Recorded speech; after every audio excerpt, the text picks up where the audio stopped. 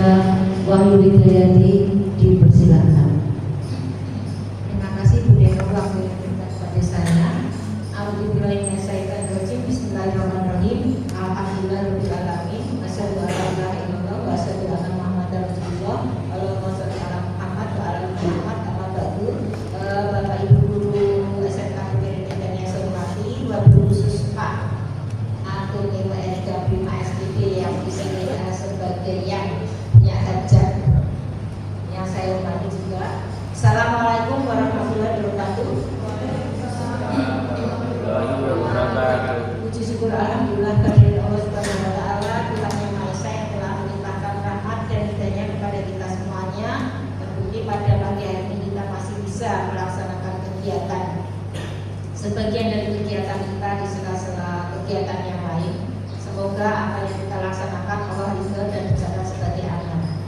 Ibu bapak yang kami hormati, pada hari ini teman kita Bapak Antoni Erika Prima punya tugas yaitu kegiatan diseminasi budaya positif sebagai peserta calon guru penggerak angkatan ke-10 Kabupaten Klaten. Bapak Ibu yang saya hormati, bahwa guru penggerak merupakan program pendidikan kepemimpinan bagi guru yang diselenggarakan oleh Kemendikbudristek. Salah satu tugas dari guru penggerak adalah sebagai pemimpin pembelajaran yang mendorong tumbuh kembang anak, aktif dan proaktif mengembangkan pendidik lainnya, untuk mengimplementasikan pembelajaran yang berpusat pada murid serta menjadi teladan dan agen transformasi pendidikan untuk mewujudkan profil pelajar Pancasila. Terkait dengan hal tersebut di atas, teman kita yaitu Bapak Antoni Erika Prima SPD yang saat ini sebagai peserta calon guru penggerak angkatan ke-10 Kabupaten Klaten pada pagi hari ini akan melaksanakan kegiatan diseminasi budaya positif di sekolah. Sekolah sangat mendukung dan siap memfasilitasi kegiatan ini. Harapannya kegiatan ini berjalan lancar sesuai dengan yang diharapkan. Untuk teman-teman guru yang lain, untuk tidak segan-segan berbagi ilmu dalam kegiatan diseminasi sehingga dapat meningkatkan kompetensi masing-masing guru.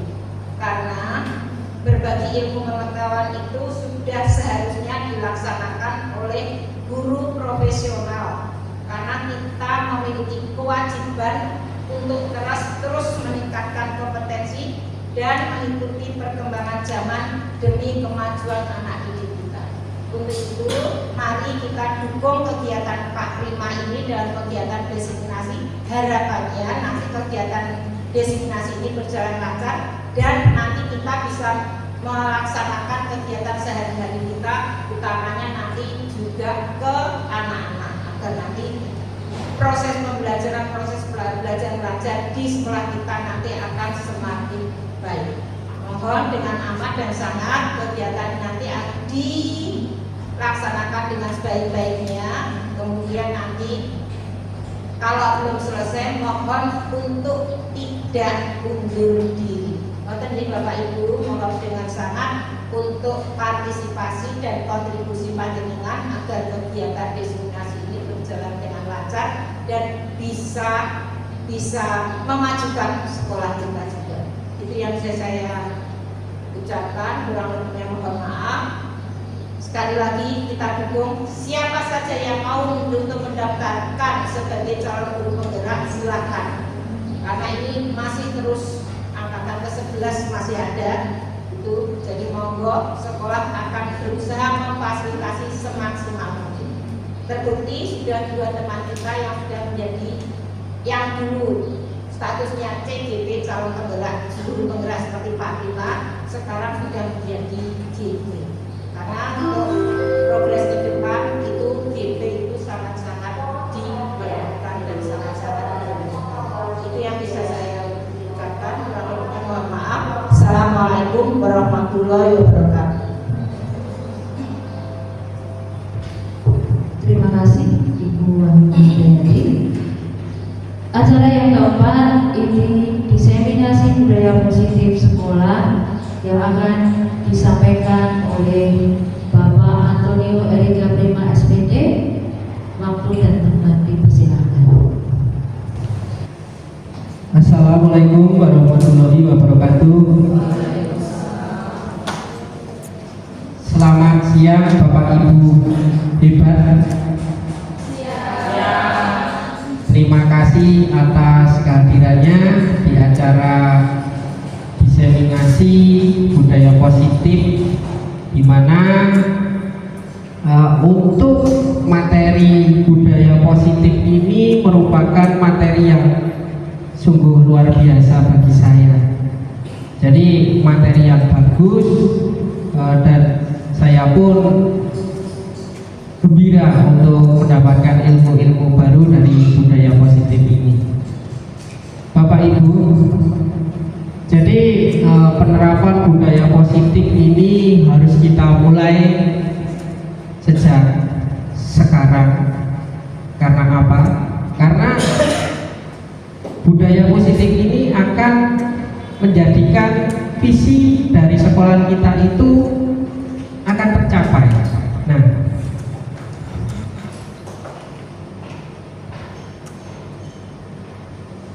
jadi konsep pendidikan menurut Ki Hajar Dewantara bahwa pendidikan itu juga melibatkan budaya dan juga melibatkan lingkungan yang positif, di mana pendidikan itu bukan hanya sekedar untuk mentransfer ilmu pengetahuan Bapak Ibu. Jadi di dalam pendidikan itu kita juga harus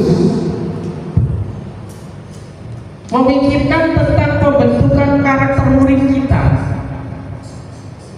dan juga untuk pengembangan potensi murid kita. Mengapa demikian Bapak Ibu? Jadi murid kita itu memiliki potensi yang berbeda-beda. Nah, dari perbedaan itulah tugas dari guru itu adalah menuntun murid-murid untuk mencapai kesuksesannya. Nah, jadi budaya positif ini nanti ketika sudah berkembang di sekolah, maka visi dari sekolah itu juga akan tercapai. Kita lihat beberapa contoh budaya positif yang sudah berkembang di sekolahan kita, di SMK PGRI Wetan yang tercinta ini ya Bapak Ibu. Di antaranya ini, ketika siswa berangkat sekolah itu ada 5S: salam, senyum, sapa, sopan, dan santun. Kemudian mereka ketika ada bersama dengan teman-temannya, mereka mengembangkan diri melalui kegiatan kelompok ya Pak Bu. Seperti di kegiatan ini kita lihat mereka berusaha berkolaborasi, bekerja sama untuk menampilkan salah satu pertunjukan. Ini kebetulan kegiatan P5 yang baru saja terjadi, sudah dilaksanakan ya, dan luar biasa, mereka bisa menghasilkan suatu karya yang di luar dugaan kita, luar biasa. Nah, mereka berkolaborasi bersama, kemudian literasi ya. Jadi mereka ketika ingin mengetahui pengetahuan baru, di mana mereka datang untuk mencari literasi baru, salah satunya ada di perpustakaan. Ada juga kebersihan sekolah yang sudah berkembang ya. Jadi kegiatan Jumat bersih itu ketika jam 7 tanpa diberi informasi atau komando ketika itu jadwalnya Jumat bersih, maka mereka pun akan segera melaksanakan kegiatan tersebut. Adapun kegiatan lain ketika akan dilaksanakan pembelajaran yaitu di jam 7 itu adalah tadarus. Nah, tanpa kita berikan informasi harus tadarus, mereka sudah mengetahui bahwa kegiatan jam pertama kebiasaan tadarus. Nah, itulah salah satu contoh dari kegiatan budaya positif. Nah, Bapak Ibu, jadi konsep inti budaya positif itu ada 8 ya, yang saya pelajari di modul ini. Yang pertama adalah perubahan paradigma belajar. Kemudian yang kedua, disiplin positif. Kemudian yang ketiga, nilai-nilai kebajikan. Yang keempat, kebutuhan dasar manusia. Kemudian motivasi perilaku. Yang keenam, posisi kontrol guru. Yang ketujuh, keyakinan kelas. Dan yang kedelapan adalah segitiga restitusi. Nah, kita pelajari yang pertama, perubahan paradigma belajar.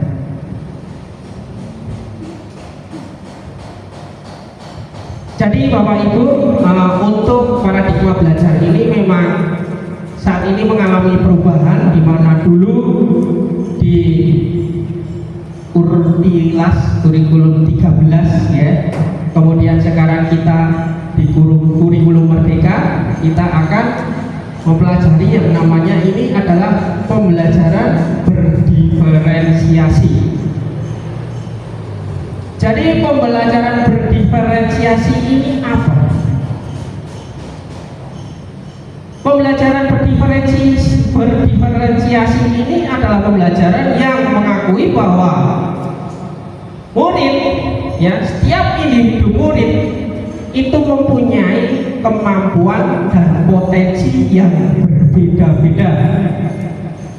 Nah, kita sebagai seorang pendidik, sebagai seorang guru, kita harus mampu merancang pembelajaran yang dapat memfasilitasi perbedaan-perbedaan itu. Misalkan anak yang berkebutuhan audiotoris, ini dari pendengaran ya Pak Bu. Jadi anak itu ada 3, ada audiotoris, visual, kemudian kinestetis. Nah, ketika audiotoris ini ada di anak A misalnya, kita tidak bisa menyajikan rancangan pembelajaran dengan metode ini kepada anak yang mempunyai yang kinestetis, karena kalau kinestetis ini kan mereka itu lebih ke praktik. Jadi bagaimana memfasilitasinya?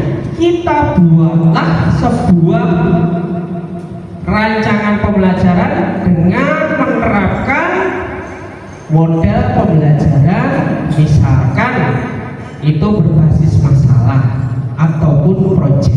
Itu bisa untuk mencukupi atau untuk membantu murid-murid kita yang mempunyai kebutuhan khusus yang berbeda-beda. Selain itu juga guru harus mampu membuat metode-metode pembelajaran yang menarik agar pembelajaran itu dapat diterima dengan baik oleh murid. Nah, Bapak Ibu guru, jadi paradigma pembelajaran baru ini ya dikembangkan sesuai teori psikologi modern, di mana nanti untuk mewujudkan profil pelajar Pancasila. Nah, Bapak Ibu, mari kita praktik sebentar ya. Praktik sebentar untuk mendalami tentang perubahan paradigma baru ini. Sekarang Bapak Ibu yang ada di sebelah kiri, yang sini ya, yang sini, silahkan berdiri dulu. Yang sini, Pak, mohon maaf, bisa gabung dulu. Bu, bisa gabung dulu ya. Nanti yang sebelah kiri ini nanti tangannya mengepal, ya. Sedangkan yang di sebelah kanan, ya kanan, silakan berdiri, Bapak Ibu. Yang sebelah kanan, yang kiri berdiri, Pak. Kiri berdiri, yang kiri mengepal, ya. Yang kiri mengepal, yang kiri mengepal. Bu Amria, tuh silakan berdiri, kiri, ya mengepal, yang sebelah kiri mengepal. Kemudian yang sebelah kanan, ya, dari ini Pak Bu, yang sebelah kanan Bu nanti gabung dulu, ya. Iya, dengan Bu Margarita, ya. Pak Warno boleh gabung dengan Pak Suyanto, ya. Terima kasih. Ya. Jadi nanti yang kiri mengepal, yang kanan ini, ya, yang kanan. Nanti coba untuk membujuk rekannya di sebelah kiri agar mau membuka kepalan tangan itu. Tetapi yang mengepal tangan perlu diingat, di dalam kepalan itu merupakan sesuatu hal yang sifatnya itu adalah rahasia, ya. Adalah sesuatu yang perlu kita jaga, perlu kita jaga sebaik mungkin, kita pertahankan, gitu, ya. Sedangkan yang sebelah kanan coba bujuklah, mungkin paksalah, mungkin hardiklah rekan yang sebelah kiri agar mau membuka kepala itu, ya. Bagaimana mempertahankan kepala itu? Bisakah untuk dibuka oleh rekan di sebelah kiri? Coba silakan. Yuk, yuk silakan. Praktikan. Bujuklah. Paksalah. Itu adalah sesuatu yang luar biasa yang harus kamu pertahankan. Ya. Iya, itu adalah sesuatu yang di dalamnya itu sesuatu yang luar biasa. Rahasia. Itu adalah dirimu, ya, berharga untukmu, ya. Bagaimana? Bisa gak Bapak Ibu? Kalau dibalik coba Pak Bu, balik sekarang yang sebelah kanan yang mengepalkan tangan, coba buka. Ya, seperti Pak Afif, ya, dia sembunyikan hal yang rahasia itu, jangan sampai terlihat. Ya, luar biasa, kan? Ya, tepuk tangan untuk kita semua. Ya, terima kasih Bapak Ibu, silakan untuk duduk kembali. Jadi dari kegiatan yang kita praktikkan tadi, ya, itulah yang akan kita pelajari tentang teori kontrol. Kita mengontrol apa yang dimiliki oleh kita. Nah, Bapak Ibu, jadi menurut Dr. William Glasser, ya, dalam choice theory ini meluruskan tentang konsep ilusi guru. Nah, kita lihat. Jadi ada kesalahan-kesalahan tentang miskonsepsi tentang makna kontrol. Yeah. Yang pertama, ilusi guru mengontrol murid. Bisa tidak Bapak Ibu mengontrol murid? Bisa tidak mengontrol murid? Setengah-setengah. Sebenarnya ketika murid itu mau kita kontrol, itu murid itu hanya membuka hatinya agar mau dikontrol oleh kita. Yang Pak Bapak Ibu praktikan tadi kan tidak mau benar-benar, ya, nggak mau, ya, dipertahankan, ya. Iya. Jadi disinilah murid itu ketika kita kontrol dan kita menyatakan bahwa oh ternyata anak itu bisa kita kontrol. sebenarnya itu adalah salah. Anak itu nggak bisa kita kontrol, karena ketika kita kontrol dan anak itu mengikuti kita, itu hanya anak itu membuka dirinya untuk mau kita kontrol. Kemudian yang kedua, ilusi penguatan positif, efektif dan bermanfaat. Nah, Bapak Ibu, ketika kita membujuk, menasihati ya kepada murid kita ini, sebenarnya mereka itu malah cenderung nanti ini berakibat ketergantungan dan tidak mandiri. Nah, jadi kita kontrol, harus begini, harus begini, harus begini. Akhirnya anak itu ketika tidak diberi harus begini, maka tidak berkembang. Lah, saya harus bagaimana? Bapak Ibu tidak menyuruh saya seperti itu. Kemudian yang ketiga, ilusi kritikan dapat membuat orang merasa bersalah dan dapat menguatkan karakter. Nah, ini kritikan. Mengapa kok bisa ilusi ini ya? Ketika kita mengkritik anak, kamu tidak boleh seperti ini. Ini perbuatannya kurang baik. Nah, jadi anak yang mempunyai hati yang ini ya kecil hati, itu malah cenderung anak tersebut nanti jadi tidak percaya diri. Misal dicontoh di kegiatan pembelajaran, anak tersebut maju, kita berikan komentar kritikan. Nah, kalau maju suaranya yang lantang, pandangan ke depan, dan kamu kalau memaparkan materi itu harus jelas, jangan seperti ini. Nah, itu dikritik. Akhirnya anak itu malah tidak percaya diri. Duh, ternyata saya masih kurang di mata Bapak Guru seperti itu. Kemudian yang keempat, ilusi orang dewasa memiliki hak untuk memaksa. Nah, ini Bapak Ibu, jadi kita sebagai guru hebat, ini ada ilusi bahwa orang dewasa itu memiliki hak untuk memasak. Sebenarnya itu keliru. Mengapa? Ya, yang sudah berkeluarga ya, punya anak di rumah, kita paksa, bisa kita paksa. Tapi apakah anak tersebut akan melakukan hal itu dengan maksimal? Tidak ya. Itu hanya semacam keterpaksaan. Berikutnya ya, Bapak Ibu, kita amati tabel ini ya. Mengubah paradigma. Jadi untuk pembelajaran paradigma baru itu kita harus mengubah paradigma stimulus respon ke pendekatan teori kontrol. Nah, seperti apa yang diharapkan? Jadi untuk stimulus respon realitas kita sama, tetapi untuk teori kontrol realitas kita berbeda.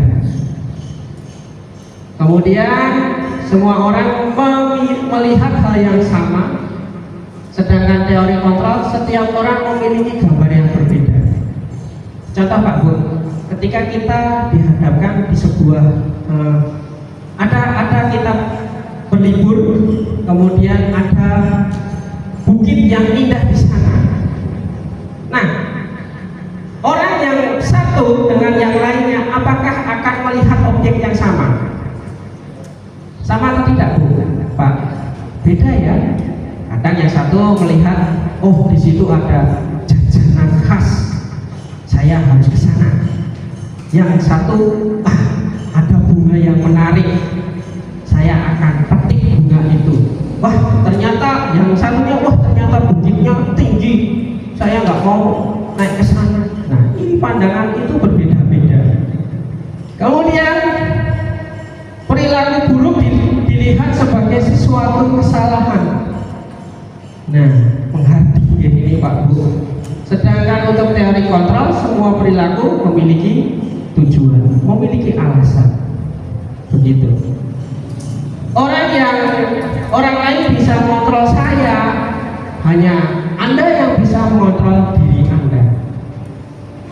Ya, kemudian saya bisa mengontrol orang lain, Anda tidak bisa mengontrol orang lain. Memaksa ada pada saat bujukan gagal.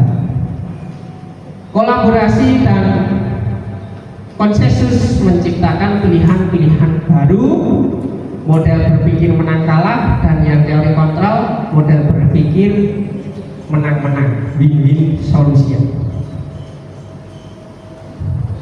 Berikutnya tentang disiplin positif. Nah, ini Bapak Ibu, disiplin positif berasal dari kata disiplina yang artinya belajar. Disiplin mengacu pada disiplin diri yang memiliki tanggung jawab terhadap apa yang dilakukan berdasarkan nilai-nilai yang diyakini. Nah, nilai-nilai yang diyakini itu apa? Nanti kita akan pelajari di materi selanjutnya tentang nilai-nilai kebajikan.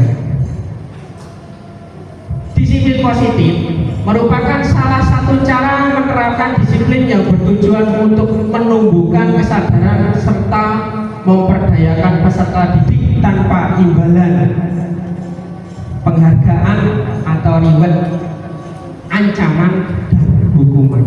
Nah, di sini yang perlu digarisbawahi ya Pak Bu, disiplin itu tidak memberdayakan ya anak untuk memperoleh itu melalui reward ataupun harus dihukum.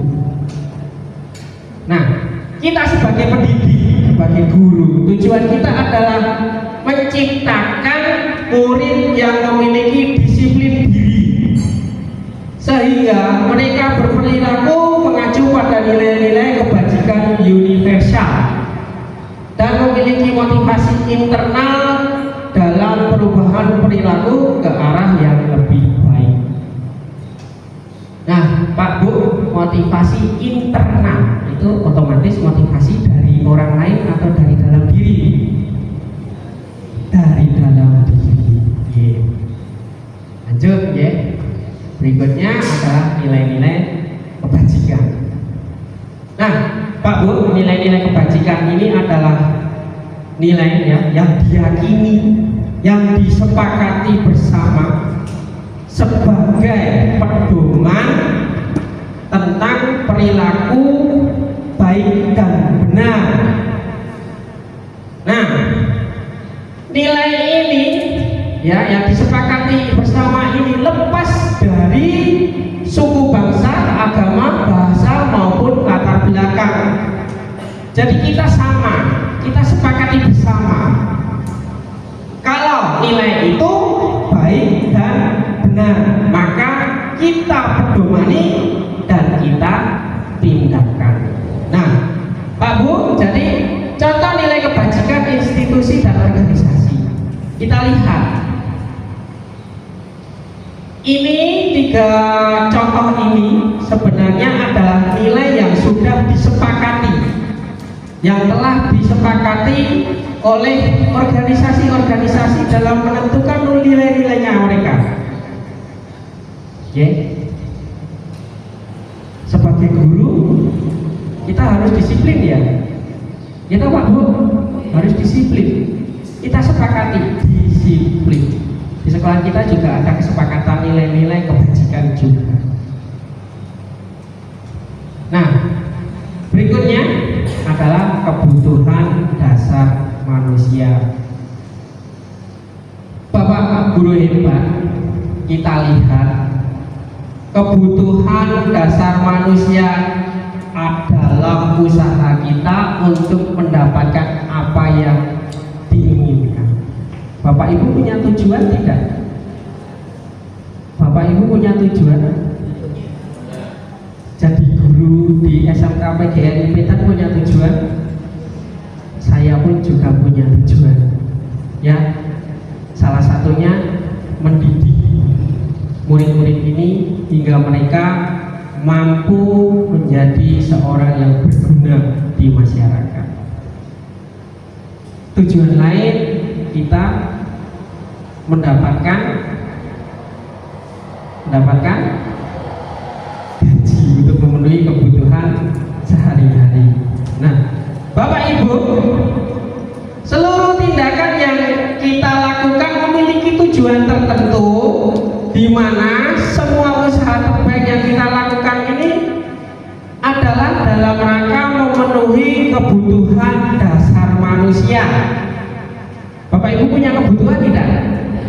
Punya. Ya, kita akan lihat kebutuhan dasar manusia. Nah, ada 5 kebutuhan dasar manusia menurut Dr. William Glasser. Ya. Yang pertama adalah bertahan hidup. Ya, ini kebutuhan primernya. Kalau ketika kita di sekolah dasar dulu ada kebutuhan primer, sekunder, dan tersier. Kalau ini ada 5 kebutuhan. Nah, Pak Bu, kita sebagai guru-guru hebat, ya. Jadi kita harus mampu mengetahui murid kita itu butuh apa, ya, kebutuhan dasar apa yang mereka inginkan, ataupun kebutuhan dasar apa yang mereka belum capai. Nah,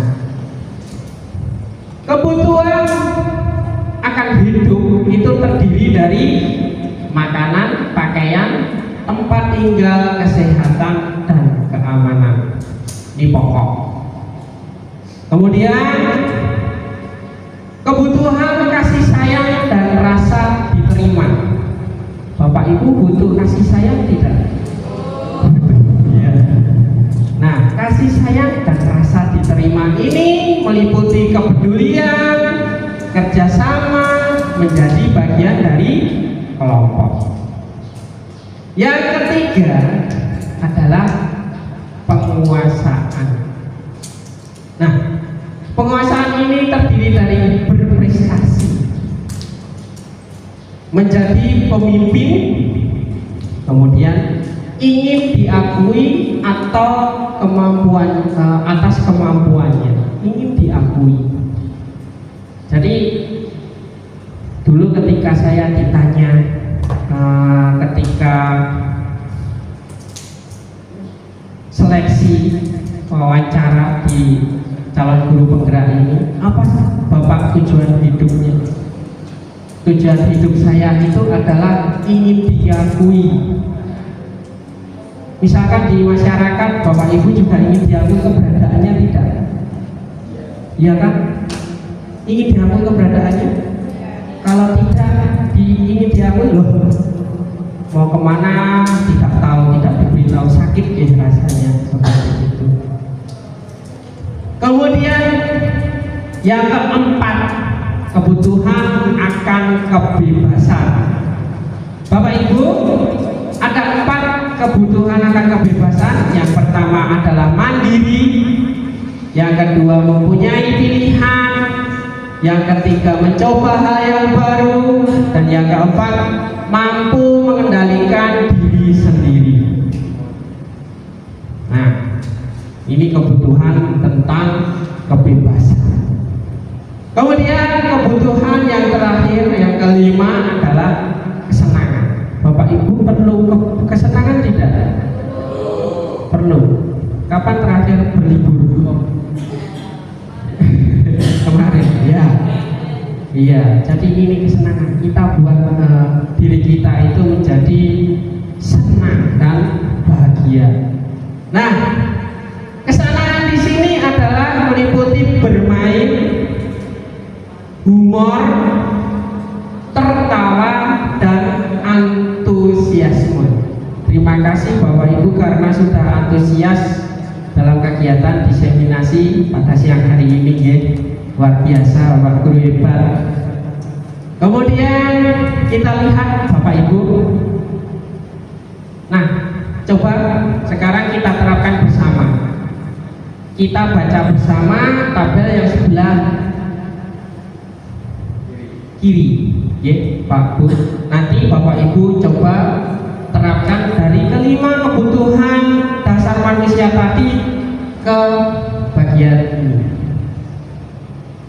Jadi ada kasus Bapak Ibu, Dinda, seorang murid kelas 10 farmasi di SMK, begitu tiba di rumah sepulang dari sekolah, menangis dan mengadu kepada ibunya bahwa dia benci pada Bu Rani, gurunya. Nah, menurut Anda kebutuhan apa yang berusaha dipenuhi oleh Dinda jika jawabannya seperti ini? Jadi Dinda menangis, ya, pulang sekolah menangis. Kemudian ditanya oleh ibunya, "Nak, kenapa kamu pulang sekolah kok menangis? Ada apa? Apa yang kamu alami?" Nah, yang pertama, Dinda menjawab pertanyaan ibunya. Ibu guru bilang, aku tidak boleh bersenandung sewaktu mengerjakan tugas. Katanya, kelas harus tenang, tidak ada suara. Kan tidak seru jadinya. Bapak Ibu, kira-kira kebutuhan apa? Kesenangan, luar biasa, ya. Senang. Jadi anak ini pengen mencukupi, ya, memenuhi kebutuhan kesenangannya, luar biasa. Kemudian jika si Dinda ini menjawab kepada ibunya, "Bu, jadi ibu guru tidak menyapaku hari ini, padahal aku pakai jemput rambut baru." Ya. Kira-kira kebutuhan apa Bapak Ibu?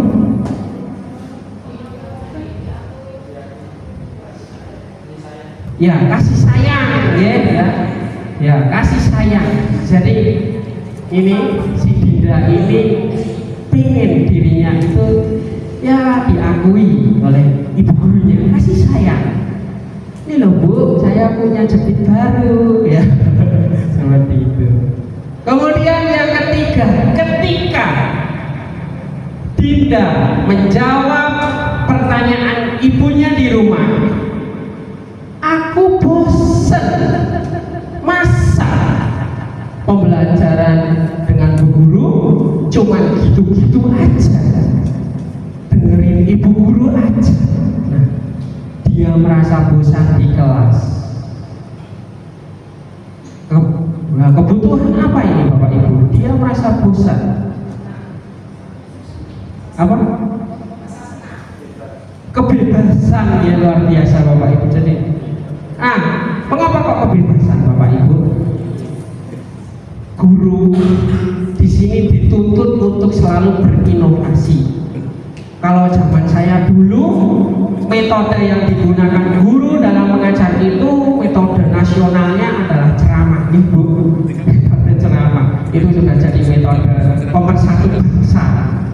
Tetapi ketika kita melihat perkembangan zaman, ya, di mana kita juga melihat perkembangan teknologi, metode ceramah ini sudah tidak efektif lagi. Ketika kita berceramah di kelas, anak akan merasa bosan. Jadi dia itu ingin sebuah kebebasan. Kok guru ini tak sih, ya?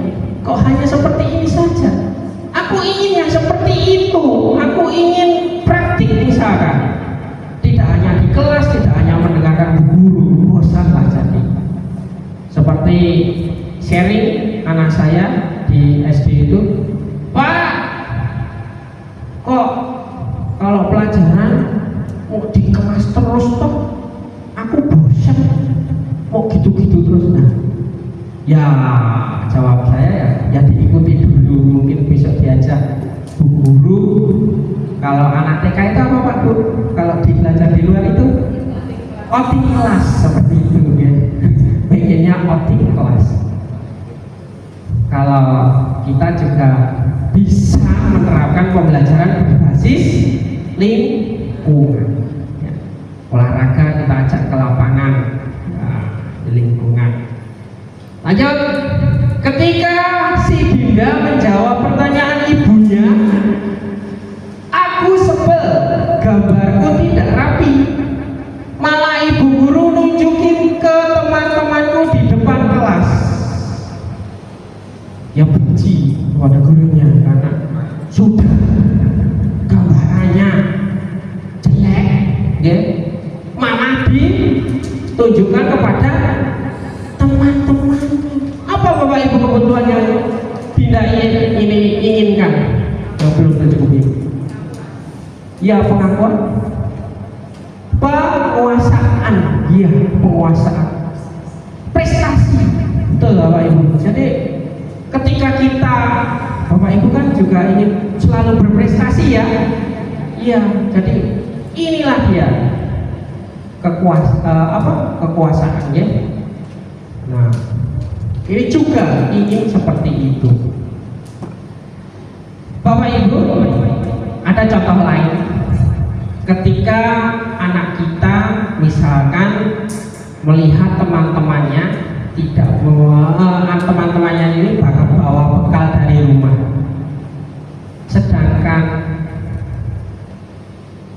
ketika dilihat, loh, bekalnya nasi goreng ada paha ayamnya. Yang satu dilihat, wah, ada gudeg mata sapinya. Yang satu dilihat bekalnya, wah, bekalnya dendeng sapi. Nah, saya tidak dibawakan bekal dari rumah. Dan akhirnya yang anak tidak dibawakan bekal dari rumah ini mengambil dengan paksa bekal dari teman-temannya itu tadi. Kira-kira kebutuhan apa Bapak Ibu yang ingin dicukupi oleh anak tersebut? Makan, ya, kebutuhan primer tadi, kebutuhan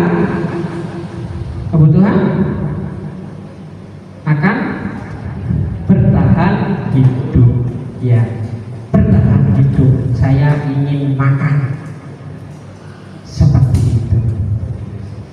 Jadi Bapak Ibu, ya, kita harus dapat mengetahui ketika anak berperilaku, kemudian perilakunya itu kok menyimpang, kita analisa dulu, kita perhatikan kira-kira kebutuhan apa yang belum tercukupi oleh anak tersebut. Apakah anak tersebut perlu kasih sayang karena di rumah mungkin orang tuanya sibuk atau orang tuanya ya tidak perhatian kepada anak, sehingga di sekolah anak tersebut melakukan suatu tindakan yang kurang baik. Ataupun ketika anak itu ya merasakan kebosanan, akhirnya kok dalam pembelajaran malah lari-lari di lingkungan sekolah, tidak ikut pembelajaran di kelas. Kita analisa, ya, kebutuhan apa yang belum tercukupi anak itu. Mungkin, oh ternyata anak itu perlu yang namanya kebebasan. Jadi bisalah pindah dari kelas yang ya seperti itu, kita pindah di lingkungan untuk media pembelajaran, begitu, ya. Berikutnya, motivasi perilaku manusia.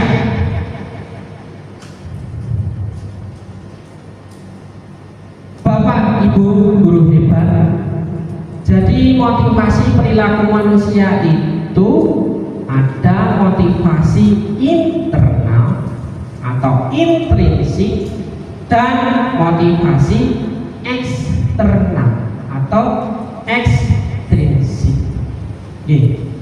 Kita lihat Bapak Ibu, jadi motivasi perilaku manusia menurut dia Gojan. Nah, ini ada motivasi eksternal. Jadi eksternal itu motivasi dari luar, bukan dari diri sendiri. Ya. Contohnya untuk menghindari ketidaknyamanan atau hukuman. Sebagai contoh begini Bapak Ibu. Bapak Ibu ketika berangkat ke sekolah ya untuk mengajar, saya harus berangkat pagi agar tidak bertemu ibu kepala sekolah. Nanti kalau saya ketemu, saya nanti terlambat dan pastilah saya ditegur. Akhirnya guru tersebut datang lebih awal dan tidak terlambat agar tidak ditegur. Itu motivasi dari mana itu?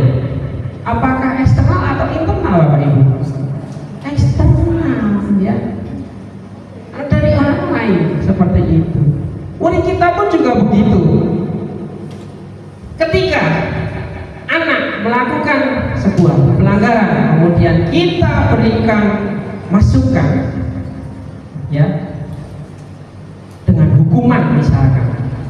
Nah, kemudian anak itu besoknya melakukan apa yang kita laksanakan. Tetapi karena dia takut akan hukuman yang kita berikan, otomatis motivasinya dari eksternal. Berikutnya, untuk mendapatkan imbalan atau penghargaan dari orang lain. Nah ini Bapak Ibu, saya harus berangkat pagi agar tidak telat, kemudian nanti kepala melihat saya dan saya dipuji oleh beliau. Ya, akhirnya guru tersebut berangkat pagi, datang di sekolah tidak terlambat, kebetulan ketemu ibu kepala. Luar biasa Bu ya, jadi ini sebagai contoh yang baik berangkat sekolah tidak terlambat. Nah ini juga motivasinya dari eksternal atau dari luar, ingin mendapatkan reward ya, ingin mendapatkan reward. Contoh lain misalkan murid ketika kita bimbing di kelas ya, kemudian murid itu mau menjawab pertanyaan. Wah, ini siapa yang mau menjawab pertanyaan akan bapak ya atau ibu berikan coklat silver queen. Ya silakan jawab. Akhirnya ngaco. Ya. Ye, saya dapat coklat silver queen. Itu motivasi eksternal, ingin mendapatkan hadiah dari gurunya. Gitu ya, Bapak Ibu. Nah, sedangkan apa yang kita ingin kembangkan kepada murid-murid kita itu adalah motivasi dari diri mereka sendiri ya. Jadi motivasi apa Bapak Ibu? Motivasi internal, intrinsik ya, sama ya. Jadi mereka akan lebih menghargai diri mereka sendiri dengan nilai-nilai yang mereka percaya, bukan dorongan mendapatkan reward atau takut akan hukuman, melainkan mereka ingin sukses. Jadi saya harus seperti ini. Contoh lain Bapak Ibu kalau seperti ini motivasi internal ya.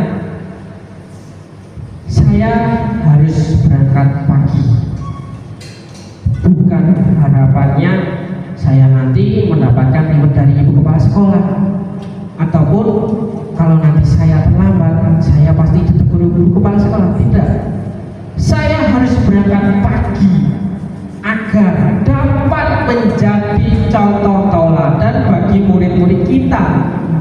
Bagaimana gurunya mau istilahnya itu mengarahkan murid. Nah, kamu kalau berangkat gurunya sendiri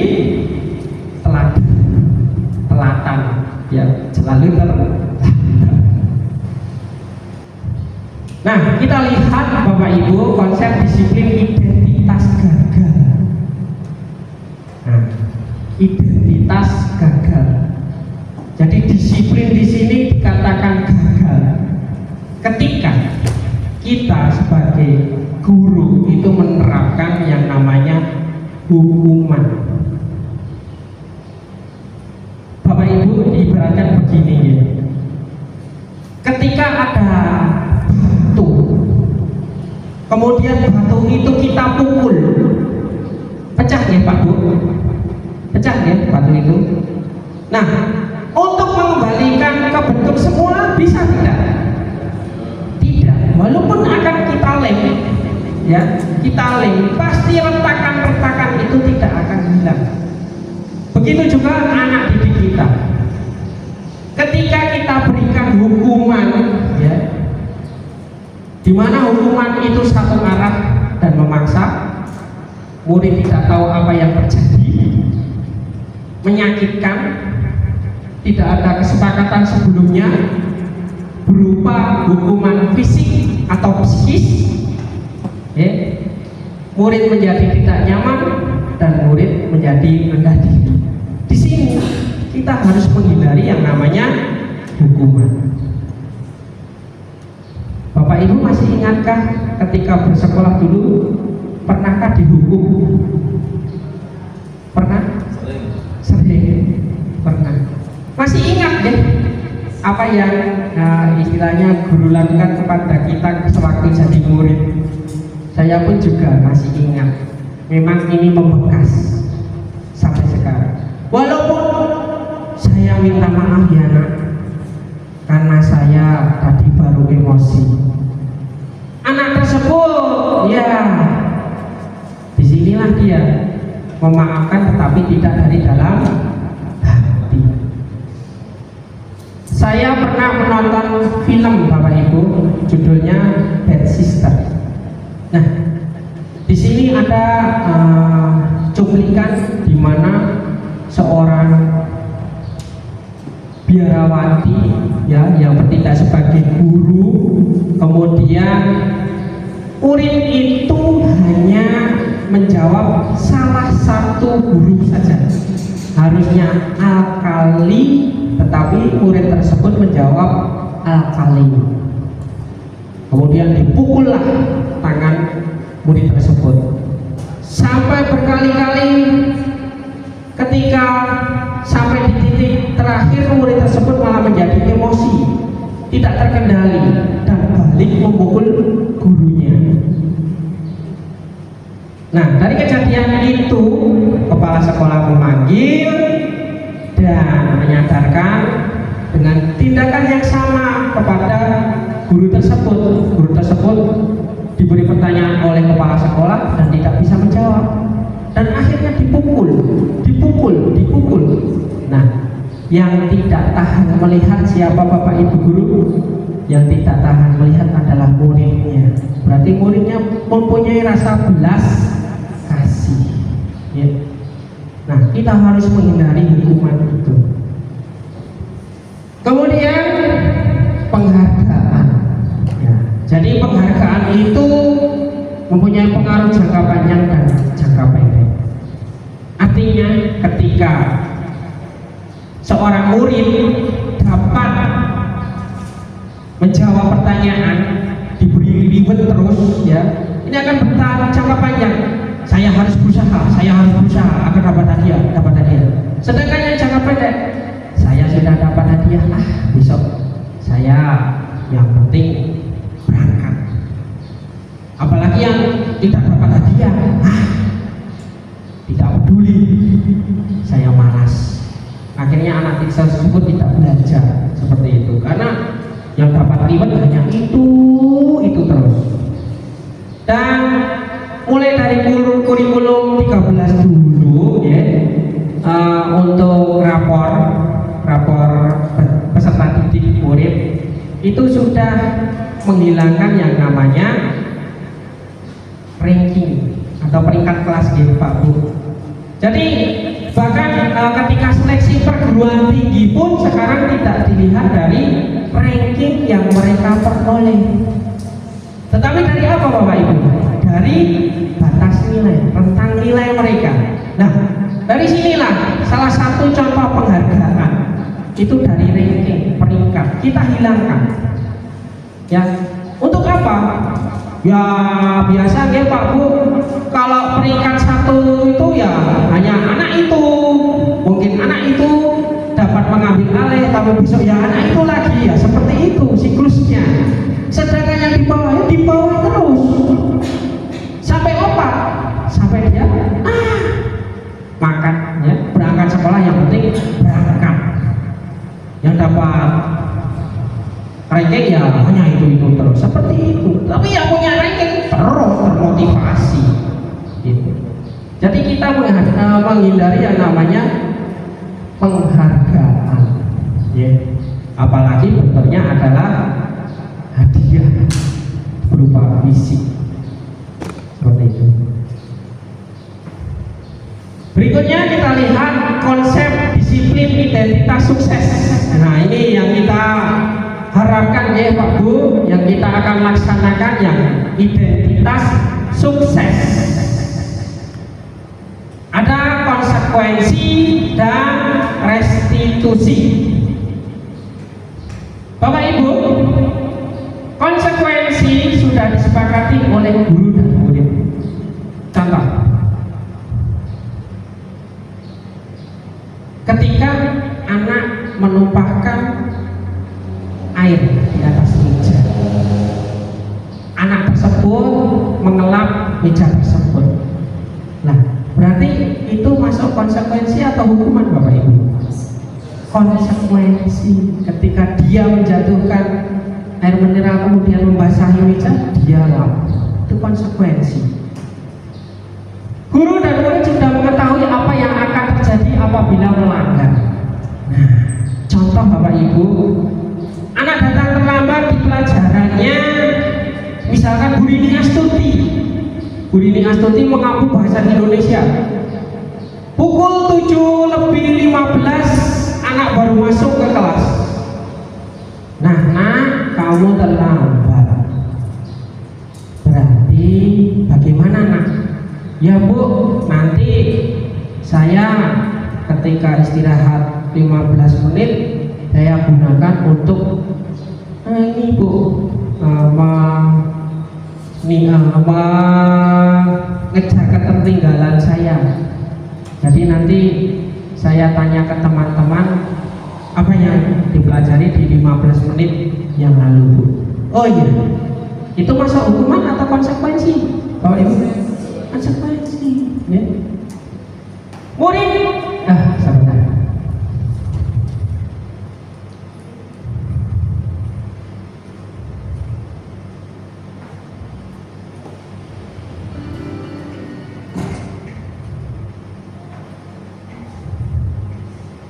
Murid tidak merasa nyaman dalam waktu pendek, tidak merasa nyaman, tetapi akhirnya akan nyaman.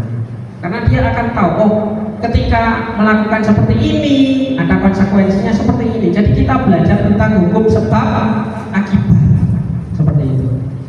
Nah, guru dapat tetap memonitor murid, itu konsekuensi. Sedangkan restitusi ini kalau di kamus besar bahasa Indonesia, ya, restitusi ini adalah artinya itu apa ya, mengembalikan, ya, mengembalikan, atau bisa disebut sebagai melakukan kegiatan untuk memperbaiki diri, seperti itu. Nah, jadi restitusi itu proses perbaikan kesalahan murid. Adanya kolaborasi antara murid dan guru. Nah, ini yang akan kita pelajari nanti, ya. Kemudian memecahkan masalah dan membentuk karakter baik dalam jangka panjang. Inilah restitusi. Kita tanya, jadi kan tadi di awal ketika orang melakukan kegiatan itu ada alasannya ya Pak Bu. Nah, ketika anak melakukan suatu kesalahan itu sebenarnya juga punya suatu alasan. Kita tanya alasannya apa. Nah, ini restitusi. Kemudian bagaimana anak nanti caranya untuk memperbaiki kesalahannya. Nah, pedoman kita adalah konsep disiplin sukses. Berikutnya, posisi kontrol guru. Kita lihat Pak Bu. Nah, ini yang perlu dipahami betul-betul Bapak Ibu. Posisi kita itu ada di mana? Jadi sebelum mempelajari modul ini ya, ternyata posisi saya itu di penghukum. Ternyata itu kurang tepat. Nah, nanti saya sajikan contoh video ya. Bapak Ibu silahkan untuk disimak baik-baik.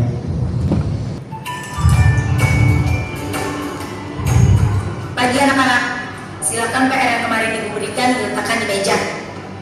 Anton, kamu sudah mengerjakan belum? Belum mengerjakan saya, Bu. Kamu selalu ya nggak ngerjain PR. Sekarang kamu duduk di depan, lalu tulis. Saya berjanji tidak akan mengulangi lagi. Saya berjanji akan berusaha menjadi murid yang rajin belajar sampai pelajaran saya selesai.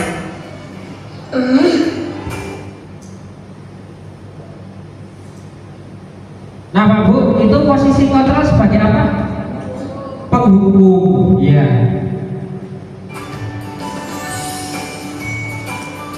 Pagi anak-anak, hari ini ada tugas ya. Ada yang belum mengerjakan? Anton, kamu sudah mengerjakan? Belum, Pak. Kamu nggak ngerjain tugas ya? Kamu mau jadi apa nanti? Kamu lihat sekolah nggak sih? Coba bayangkan orang tuamu betapa kecewanya sama kamu. Kamu itu sudah kelas 5, harusnya bertanggung jawab sama dirimu sendiri. Ya Pak Bu, itu posisi kontrol apa? Iya, membuat rasa bersalah. Maaf, Bu, saya terlambat. Ya udah, nanti jangan diulangi lagi ya. Kalau kamu rajin, Ibu senang lihatnya. Ya, lain kali tepat waktu ya masuknya. Tas dulu dong. Kita kan teman. Wah, jadi kalau aku terlambat lagi, apa ya? Nah Pak Bu, ini kira-kira apa? Kamu kok nggak Sebagai teman ya. Ya, berikutnya. Ini Bapak guru olahraga. Bapak catat, kamu sudah 3 kali loh nggak ikut olahraga bulan ini. Iya, Pak. Sudah 3 kali berarti saya dapat sanksi, Pak. Ya, itu sebagai apa Bapak Ibu? Pemaksaan. Saya mengumpulkan tugas. Maaf ya, Bu. Saya terlambat mengumpulkan tugas. Kenapa kamu terlambat mengumpulkan tugas? Iya, Bu. Saya kalau sore bantuin Ibu jaga warung. Gak sempat ngerjain tugas. Kira-kira nih, apa yang bisa kamu perbaiki supaya kamu bisa mengerjakan tugas tepat waktu? Coba, kapan biasanya kamu membantu ibu jualan? Jam 6 sampai jam 8 malam, Bu. Bagaimana kalau kamu membuat jadwal? Kapan kamu akan mengerjakan tugas? Oh gitu ya, Bu. Saya coba deh, Bu. Terima kasih, Bu. Nah Bapak Bu, yang contoh terakhir sebagai apa? Manajer. Jadi Bapak Ibu kita simpulkan.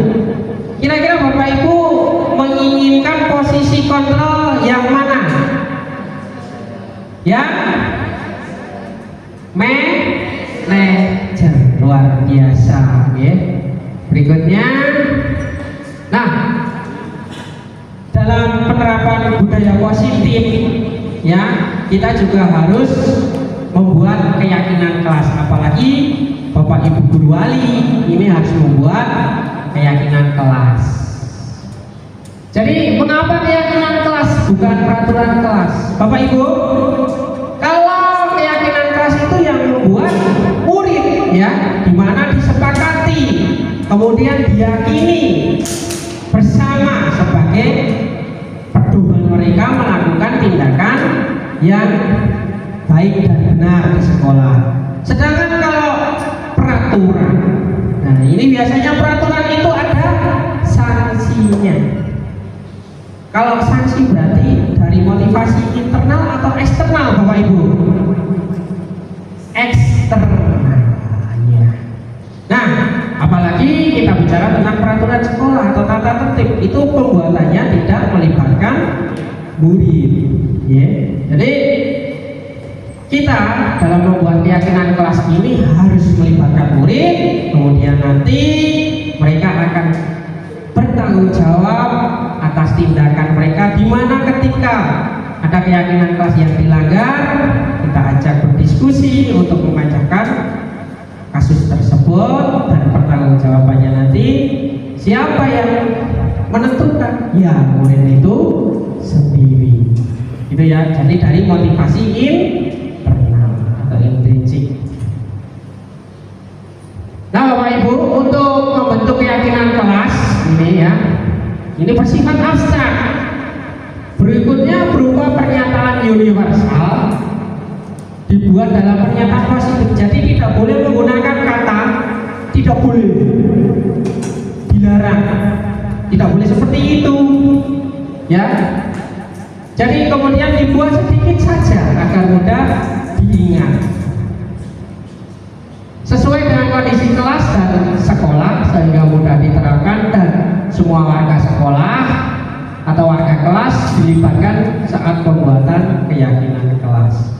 Nah, Bapak Ibu, ada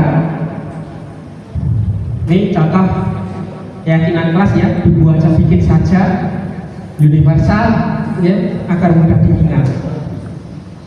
Dan tidak ada kata-kata negatif, semuanya kata-kata positif. Ya, tidak ada kata tidak boleh, dilarang. Nah, seperti itu. Berikutnya contoh ya pembuatan keyakinan kelas.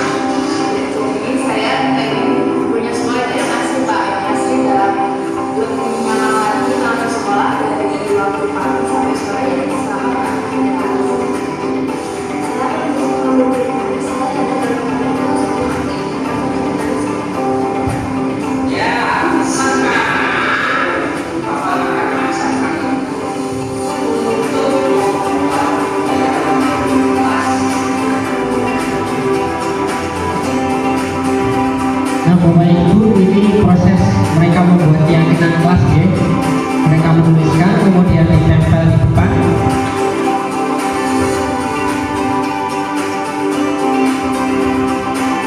Ini kelas 11 farmasi. Nah, setelah ditempel di depan nanti dikelompokkan ya. Jadi apa yang mereka yakini itu dikelompokkan. Misalkan mau menjaga kebersihan ya nanti kita kelompokkan dengan yang kebersihan seperti itu. Kemudian mereka menandatangani bahwa keyakinan itu ya mereka yang buat seperti itu. Nah, setelah itu langkah terakhir adalah menempelnya di kelas agar bisa selalu diingat diterapkan oleh murid-murid kita. Itu keyakinan kelas ya Bapak Ibu. Berikutnya kita masuk di materi yang terakhir yaitu segitiga restitusi.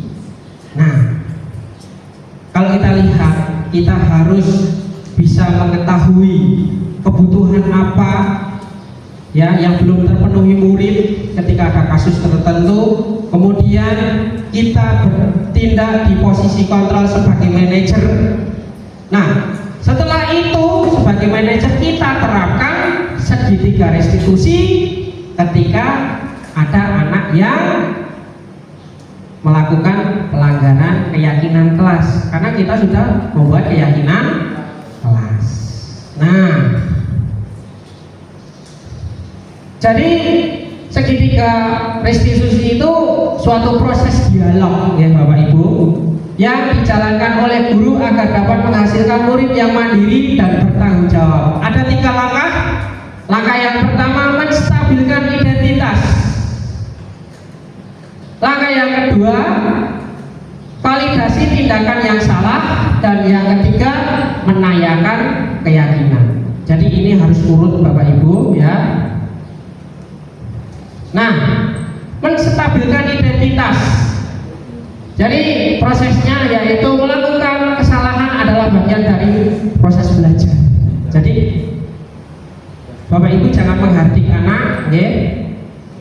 Kamu salah ya salah. Jangan seperti itu. Jadi di bagian menstabilkan identitas itu ya kita buat suatu kesalahan yang dilakukan anak itu merupakan kesalahan yang biasa saja. Begitu. Kemudian murid mencoba untuk memenuhi kebutuhan dasarnya. Nah, kebutuhan apa? Kita analisis. Ya. Tadi 5 kebutuhan dasar manusia. Kemudian mengubah identitas murid dari orang yang gagal menjadi orang yang sukses. Nah, di sini ya, Bapak Ibu jangan menyalahkan anak itu salah, tidak. Mereka itu nanti di bagian yang kedua, nah, validasi tindakan yang salah. Jadi ketika anak melakukan suatu tindakan yang salah ini punya tujuan, ya, punya alasan. Nah, guru mengubah pandangan dari stimulus respon ke cara berpikir proaktif. Jadi aktif. Anak itu diajak aktif, menemukan, menyadari kesalahannya. Alasanmu apa? Seperti itu. Kemudian yang ketiga, memahami kebutuhan murid sehingga murid dapat menemukan cara yang efektif untuk memenuhi kebutuhan dasar. Kita tanyakan alasannya, ya. Yang terakhir yaitu menanyakan keyakinan. Nah, alasanmu berbuat salah apa? Nah, itu melanggar keyakinan kita tidak? Iya, Pak. Nah, ketika melanggar keyakinan di sini, ya. Jadi muncullah motivasi intrinsik bagaimana memperbaiki kesalahan tersebut. Tetapi ini harus muncul dari anak. Jangan kita yang mengarah, ya. Kamu harus begini, jangan. Anak itu nanti akan menemukan sendiri. Jadi saya harus menebus kesalahan saya seperti ini, Pak. Saya harus melakukan seperti ini. Nah, disinilah langkah segitiga restitusi, di mana posisi kontrol guru nanti sebagai manajer. Berikut contoh penerapannya. Waalaikumsalam, silakan duduk. Ini bersama sudah ya kelas 10 akuntansi 2. Ya, nah tadi mohon maaf ya Bapak yang ruangan apa ini sebenarnya kira-kira sudah tahu nggak maksud Pak Guru? Kira-kira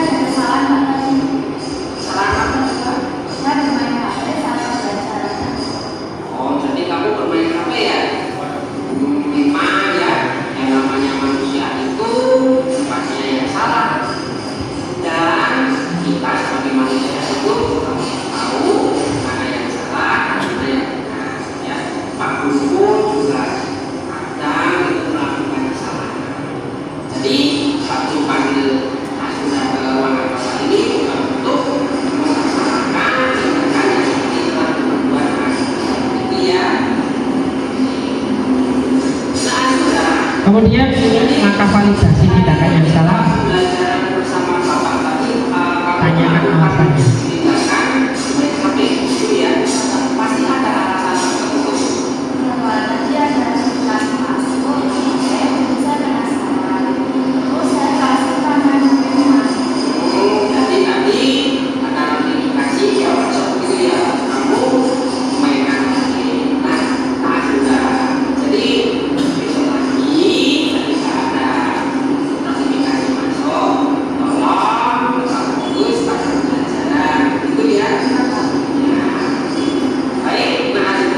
Maka yang terakhir dari segitiga restitusi menanyakan keyakinan.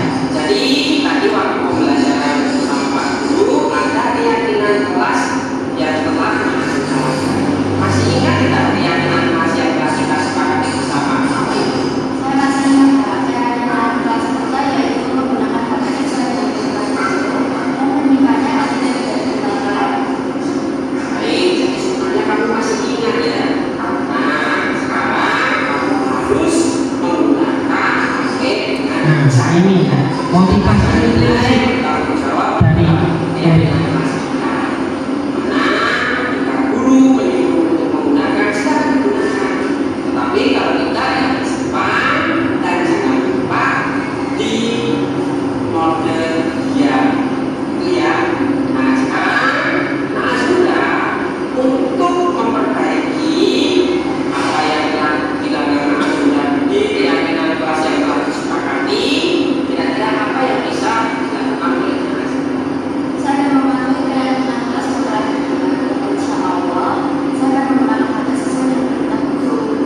Dan karena ketertinggalan saya saat belajar lagi, saya akan menanyakan materi kepada teman saya, belajar secara mandiri, dan juga menanyakan apabila ada kesulitan dalam pelajaran.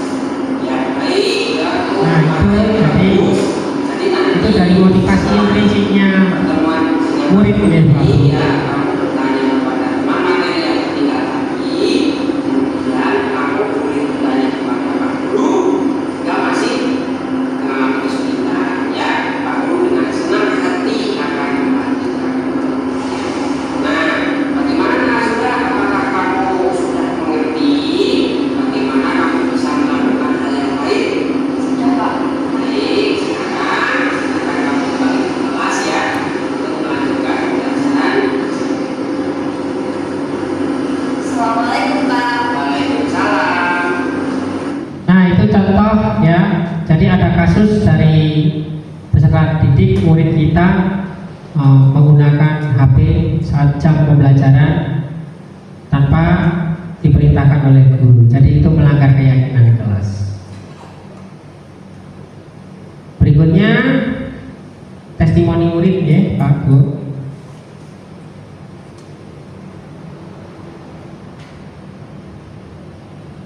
Assalamualaikum warahmatullahi wabarakatuh.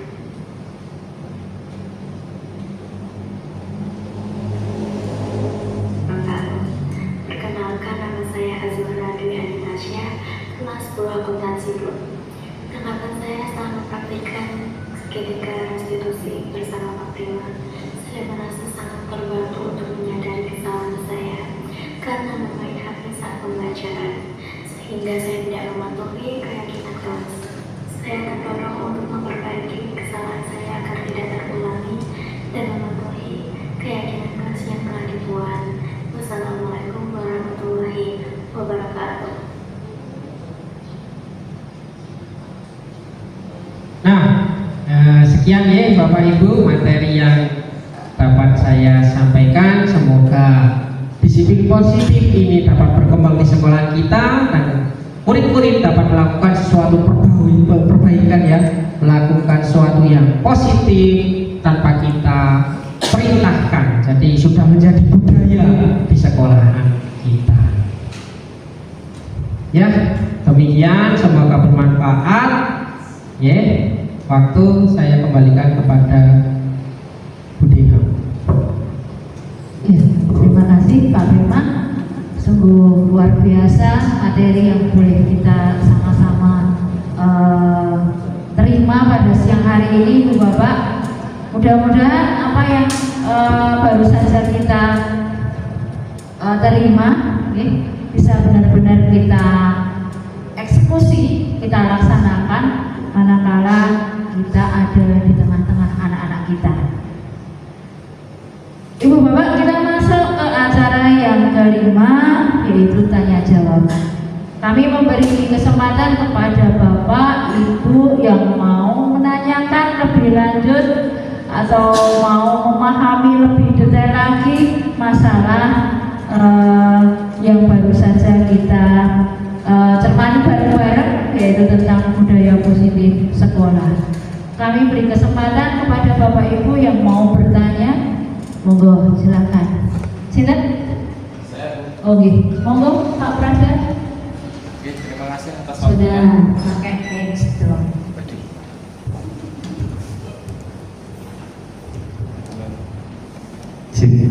Oke, terima kasih atas waktunya. Mohon izin Pak Prima, saya mau bertanya yang berkaitan tentang identitas negara.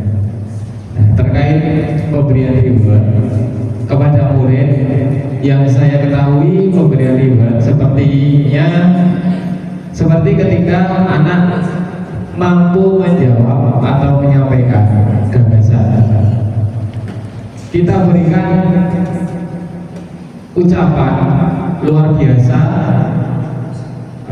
atau bagus, terus kita berikan tepuk tangan. Itu termasuk identitas gagal. Itu saja yang bisa saya sampaikan. Terima kasih. Ya, terima kasih pertanyaannya luar biasa. Bu Deno langsung jawab ya. Iya, langsung monggo. Oke. Jadi pertanyaan yang luar biasa dari Pak Prada di sini menanyakan apakah kita ketika memberikan ucapan selamat, ya luar biasa, semangat, itu sebenarnya kalau dikategorikan reward itu maksudnya bukan reward, tetapi itu adalah motivasi, ya. Motivasi. Kita berikan motivasi. Wah, kan sebenarnya kalau reward itu penghargaan ya, dimana ada hadiah seperti itu. Kalau yang hadiah coklat seperti itu nggak boleh Bapak Ibu. Tetapi kalau hanya anak mengungkapkan gagasan, kemudian kita berikan ucapan luar biasa, ya bagus seperti itu ya, itulah sebuah ungkapan untuk membangkitkan motivasi mereka agar selalu percaya diri. Dan hal semacam ini berlaku untuk semuanya. Kalau reward kan hanya hadiah untuk yang berhasil, seperti itu misalkan. Kalau ini untuk semuanya, berlaku untuk semuanya. Ketika ada anak yang belum berani, kita coba. Ya silakan si A untuk menjawab pertanyaan, coba si B untuk menyampaikan gagasannya. Ya luar biasa, kita berikan motivasi. Ya. Nah itu ya Pak Prada. Ya jadi reward ini lebih ke penghargaan, istilahnya itu dalam bentuk nilai ataupun barang seperti itu.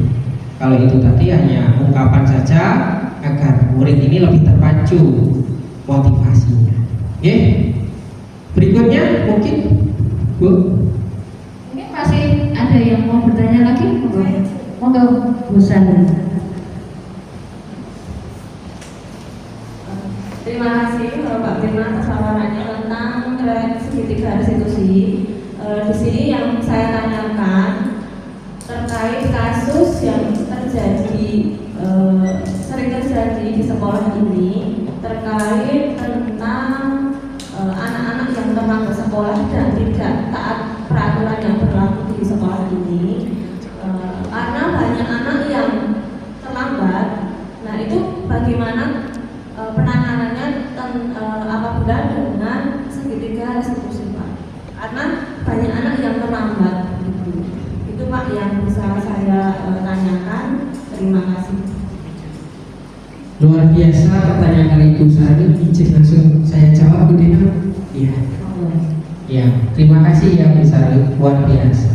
Jadi bagaimana mensikapi anak yang banyak melakukan kesalahan, apakah bisa menggunakan segitiga restitusi? Kita lihat dulu Bapak Ibu. Apakah sudah dibuat keyakinan kelas di kelas itu? Kalau belum, ya kita harus buat dulu, ya. Nah, kalau di sini kalau kita lihat segitiga restitusi itu lebih ke dialog person. Jadi lebih kita dari hati ke hati, Bapak Ibu.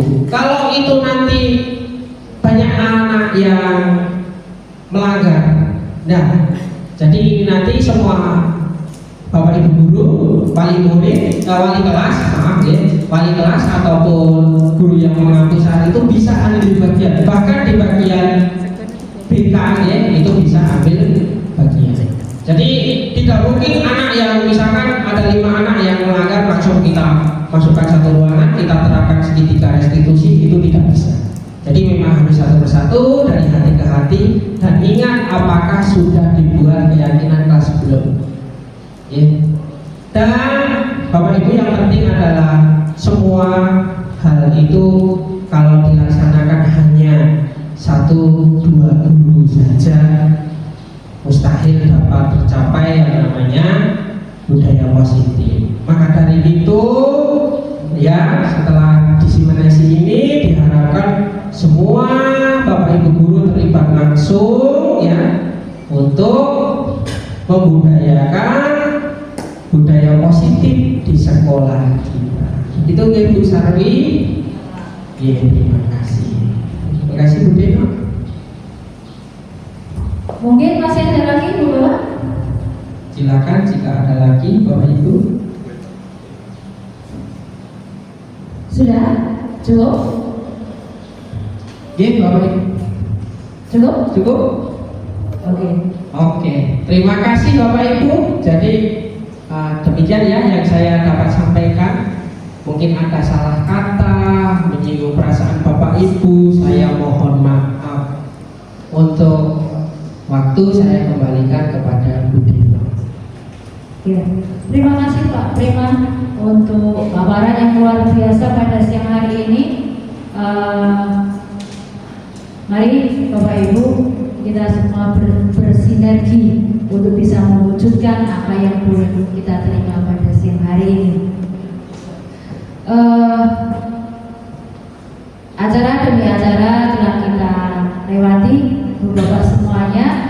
Tiba di penghujung acara, saya selaku membawa acara mungkin banyak tutur kata yang kurang berkenan. Saya mohon maaf yang sebesar-besarnya.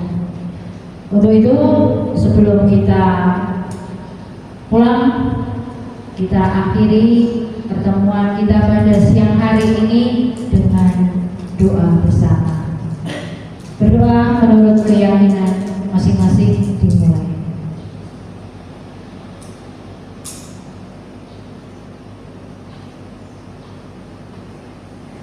Cukup. Demikian tadi Bapak Ibu yang bisa saya sampaikan.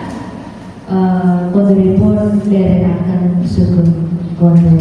Selamat siang, salam sejahtera, salam guru kita. Assalamualaikum warahmatullahi wabarakatuh.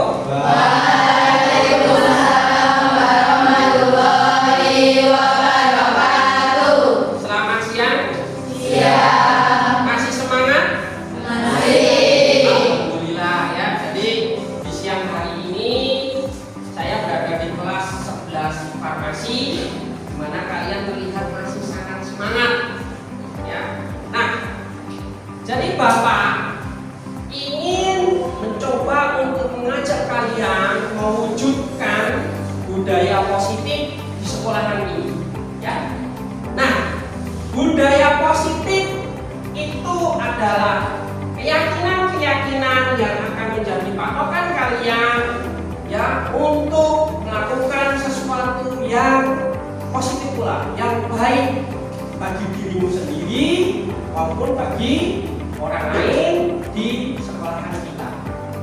Nah, langkah yang pertama nanti kita akan mencoba membuat keyakinan kelas. Nah, sekarang kalian review apakah peraturan sekolah kita itu sudah dibuat dengan baik?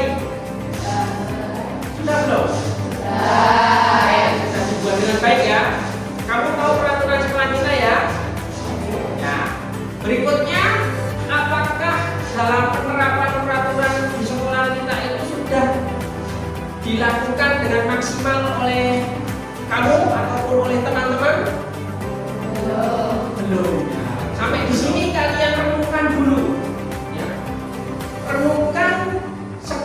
yang seperti apa, kelas yang seperti apa, ya, murid yang seperti apa yang kalian nanti harapkan? Ya, jadi saya pengen punya sekolah itu yang asri Pak, yang asri dalam lebih nyaman lagi kalau di sekolah dari waktu pagi sampai sore ya selama beraktivitas. Saya memimpikan saya dan teman-teman itu selalu aktif dalam kegiatan sekolah. Ya, sekarang Bapak akan ajak kalian untuk membuat keyakinan kelas. Nanti ini Bapak siapkan. Ingat ya. Nanti kalian tuliskan apa saja yang ingin kalian terapkan di kelas ini. Ya, gunakan kalimat-kalimat yang positif. Artinya kalimat yang positif itu tidak boleh menggunakan kata tidak boleh. Ya, contoh, tidak boleh makan dan minum di kelas. Jangan yang ada kata yang tidak boleh.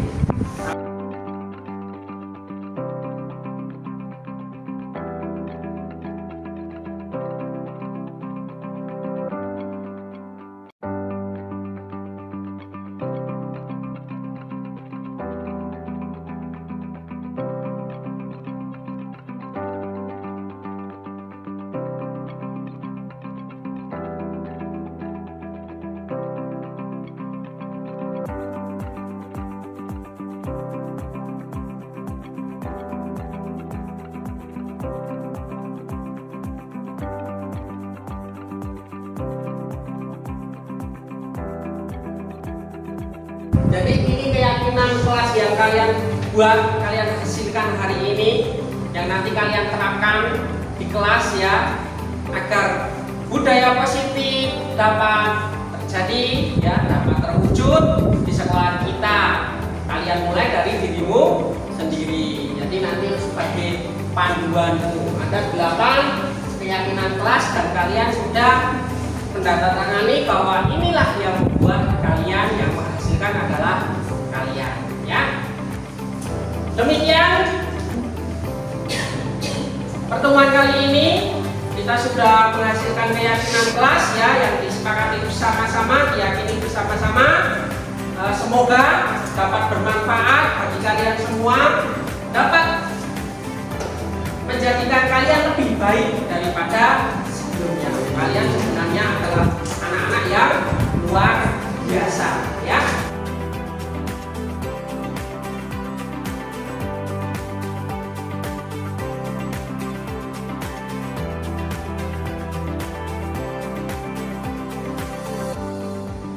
Setelah saya mengikuti diseminasi dari Bapak Antonio Erigo Prima tentang budaya positif, saya tertarik dengan adanya 5 posisi kontrol sebagai guru, yaitu sebagai yang pertama sebagai penghukum, kemudian yang kedua membuat anak merasa bersalah, yang ketiga sebagai teman, yang keempat sebagai pemantau, dan yang kelima sebagai manajer. Nah, ini kadang saya di sekolah itu apabila anak melakukan kesalahan, saya mengambil posisi sebagai penghukum.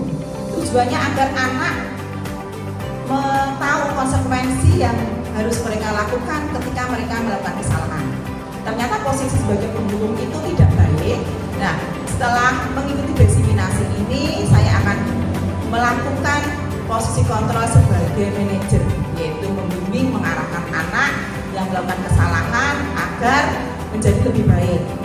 Nah, karena di mana posisi sebagai manajer itu kita bisa menggali informasi ataupun alasan anak melakukan kesalahan, dan kemudian anak sendiri juga bisa menemukan solusi agar kesalahan yang dilakukan itu tidak terulang lagi. Mencoba memahami anak-anak agar akhirnya mereka bisa melakukan budaya positif yang tumbuh dari dirinya sendiri, karena memang solusinya ditemukan dari anak sendiri. Terima kasih atas diseminasinya. Setelah saya mendapatkan pemaparan diseminasi budaya positif dari Bapak Antonio Erigo Prima, saya merasa sangat senang karena mendapatkan wawasan dan juga pengetahuan, khususnya mengenai 5 posisi kontrol guru, kemudian pembuatan keyakinan kelas, dan juga penerapan segitiga restitusi. Dari hal tersebut mendorong saya untuk membuat keyakinan kelas bersama dengan murid-murid saya tentunya sebagai fondasi dalam pemecahan suatu permasalahan, sehingga harapan saya nanti akan tercipta suasana kelas yang nyaman, menyenangkan, dan juga berpihak kepada murid. Assalamualaikum warahmatullahi wabarakatuh. Perkenalkan, nama saya Disa Livio Martin Susanto dari 11 FKK. Bagi saya, membuat keyakinan kelas itu bermanfaat bagi saya, terutama untuk menjadikan acuan saya dalam mengikuti kegiatan aktivitas di dalam sekolah. Terima kasih. Assalamualaikum warahmatullahi wabarakatuh. Perkenalkan, nama saya Audria Umtabrita. Saya dari kelas 11 FKK. Di sini saya ingin mereview apa yang saya pelajari tadi dari Pak Prima dan juga teman-teman, yaitu tentang keyakinan kelas. Dari keyakinan kelas, saya mendapatkan kesimpulan, yaitu saya berdampak positif dari aktivitas sebelum-sebelumnya, dari menjadi murid yang lebih teladan dan juga taat pada peraturan. Demikian dari saya, kurang lebihnya mohon maaf. Terima kasih. Saya Talita dari kelas 11 BR2. Tanggapan saya setelah mempraktikkan segitiga restitusi bersama Pak Prima, saya sadar akan kesalahan saya dan tidak akan melakukan kesalahan yang sama di kemudian hari. Untuk selalu mematuhi keyakinan kelas yang telah disepakati. Assalamualaikum warahmatullahi wabarakatuh.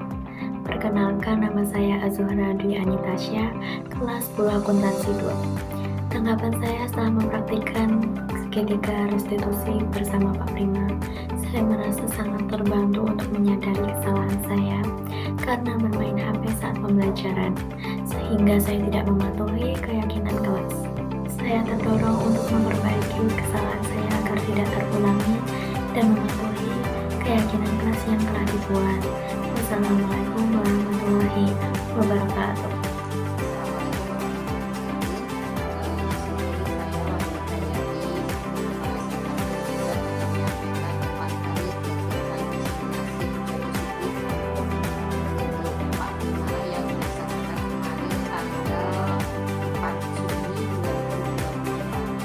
Alhamdulillah, kegiatan diseminasi budaya positif berjalan lancar.